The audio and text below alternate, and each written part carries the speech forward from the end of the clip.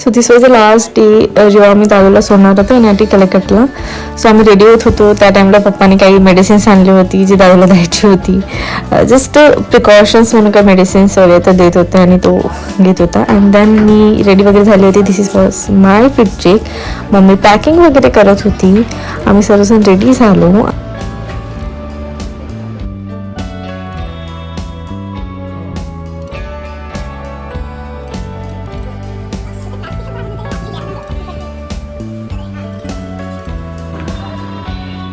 मग आम्ही थोडं शॉपिंग वगैरे करायला निघालो. अँड त्या दिवशी माझे केस खूप छान वाटत होते मला.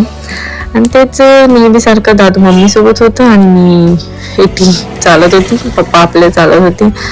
अँड देन नेहमी असं व्हायचं की मी आणि पप्पा ऑन द स्पॉट लवकर पोचायचे आणि मम्मी आणि दादू इतकी स्लो चालत होती की भयंकरच.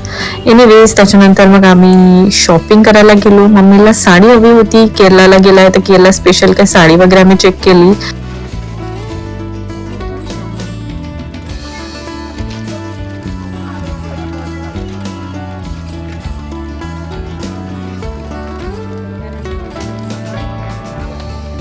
मम्मी खुश आहेस का साडी घेऊन? मम्मी खुश आहे साडी हां नाटक.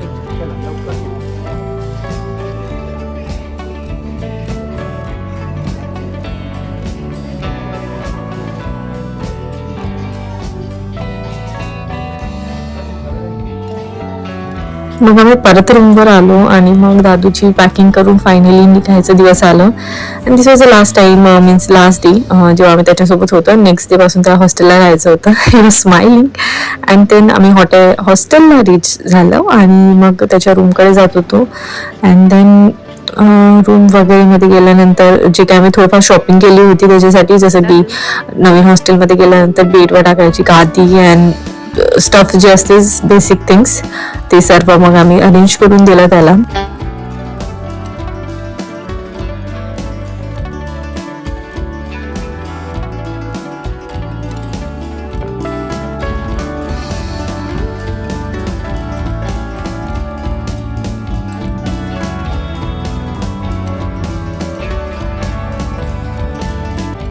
थोडं अरेंज वगैरे झाल्यानंतर मग आम्ही सर्वजण बाहेर गेलो जेवायसाठी, म्हणजे निघालो होतो. आणि येस, ते एनआयटी कलेक्टचं रोड कसं आहे हॉस्टेलचं, म्हणजे स्पेशली बॉईज हॉस्टेलचं एकदम स्लँटिंग आहे.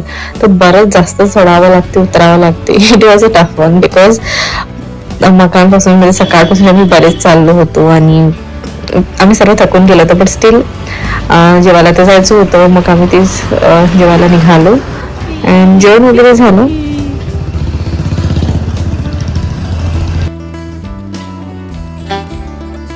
जेवण वगैरे झाल्यानंतर परत आम्ही हॉस्टेलला आलो. थोड्या वेळ तिथे बसलो वगैरे, थोडा वेळ टाइम स्पेंड केलं सर्वजणांनी. थोडं बोलणं चालणं झालं बिकॉज ह्याच्यानंतर आम्ही वापस जाणार होतो आणि त्याला हॉस्टेलमध्ये ठेवणार होतो. सो थोड्या वेळ तिथे बोललो वगैरे. Yes, that's one. मी काय माझा फोटो काढत होती. मी माझंच आपलं एन्जॉय काहीतरी करत होती. आणि तेच mummy papa quiet emotional, but still तेच होतं, जावं तर लागेल, करावं तर लागेल. दॅट्स वाली सीन. ते सर्व झालं आणि मग आम्ही परत दादू आम्हाला सी ऑफ करायला आला. या टाइम आम्हाला तो सी ऑफ करायला आला होता. आणि मग हॉस्टेलच्या बाहेर आम्ही उभे होतो. तिथून बसेस वगैरेची खूप सोय असते. सो आम्ही बसची वाट बघत होतो. And finally this was our last goodbye. आम्ही बसमध्ये बसलो आणि दादू was waving bye last scene. And that's it. आम्ही त्याला सोडून आलो. मम्मी दादू कुठे सांग.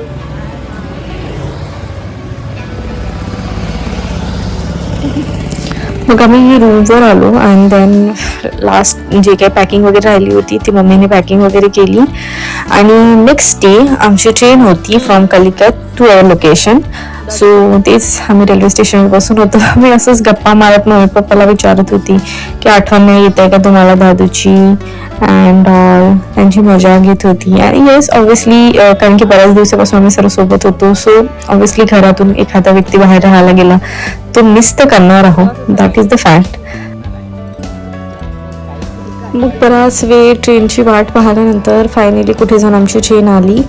आणि मग ट्रेनमध्ये तेच टाईमपास कारण की आमची इथेच परत 22-23 तास काहीतरी होतं आम्हाला ट्रॅव्हल करायचं. तर मग आम्ही असंच एक दुसऱ्याचे फोटो काढत होतो, टाईमपास करत होतो, बाहेरची सिनरीज बघत होतो. And that's it. आजचा आमचा video. See you soon in the next one. Please do like, share and subscribe the channel. Photo नाही काढते, व्हिडिओ काढत आहे.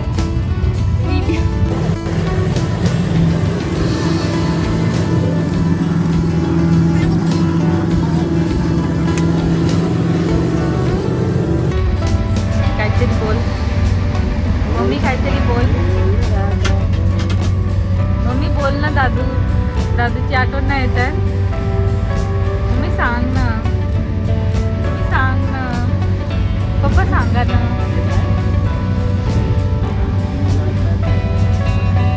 मम्मी सांग ना. कॅमेरा सुरू केलं काहीच नाही बोलत यार. तो कोणाचा व्हिडिओ